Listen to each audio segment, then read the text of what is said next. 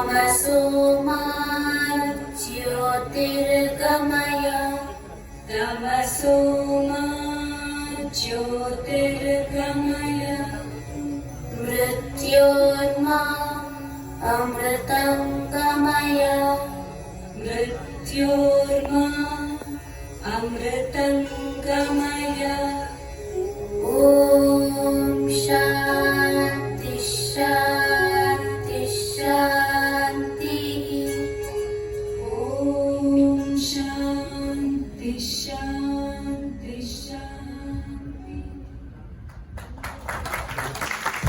Thank you so much for your wonderful response. Ladies and gentlemen, I have a great pleasure in inviting the daughter of this great legend, C.S. Rao Garu, Rotarian Devi Krishna Garu, onto the stage to welcome all of you on behalf of Nritya Gana Laya Sabha, NGL Trust, Devi Garu. Can we have a round of applause for Devi Garu? Shri గురుభ్యో నమః. ఎందరో మన మహానుభావులు అందరికీ నా వందనములు. It gives me great pleasure to welcome you all this evening for C.S. Rao 100 here at Hyderabad.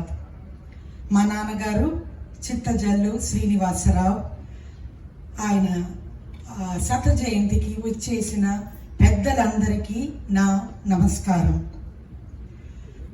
ఈ function చేయాలని అనుకున్నప్పుడు రమణ గారు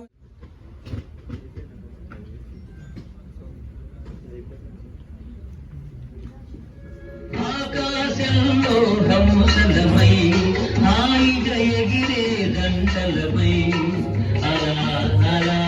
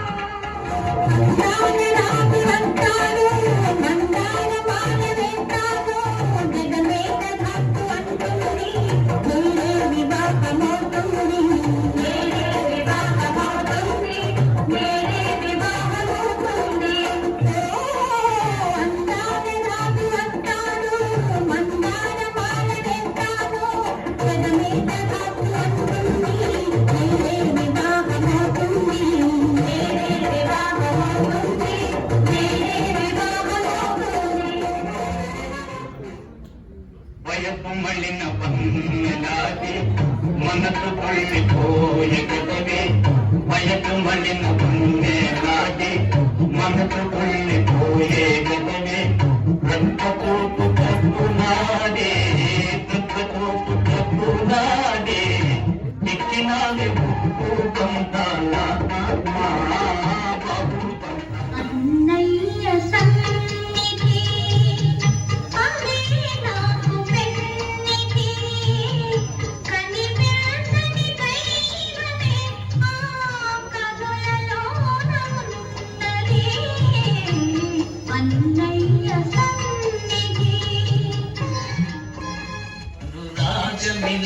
కొనసాగవలి చలనాకు ఇది మగవారి వలపు వేడుకోని అనురాగమిల కొనసాగవలి చలనాకు ఇది జవనారి వలపు ఆనవారి అనురాగమిల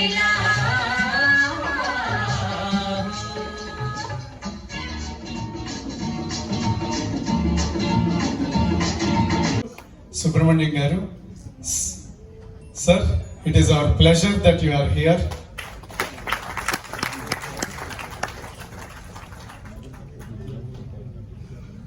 Thank you, sir. Thank you for your presence. Thank you very much. He assisted his father in the 1953 film Pakkinti Ammai as both actor and screenplay writer. C.S. Rao made his directorial debut in the Tamil film Ponni in 1953 and then in Telugu with the feature Sri Krishna Tulabaram in 1955.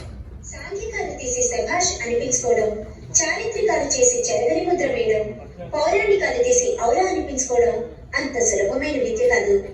ఆయా చిత్రాల దర్శక బాధ్యతల్ని CS రావు serious గా కాదు, సునాయాసంగా చేసేవారు.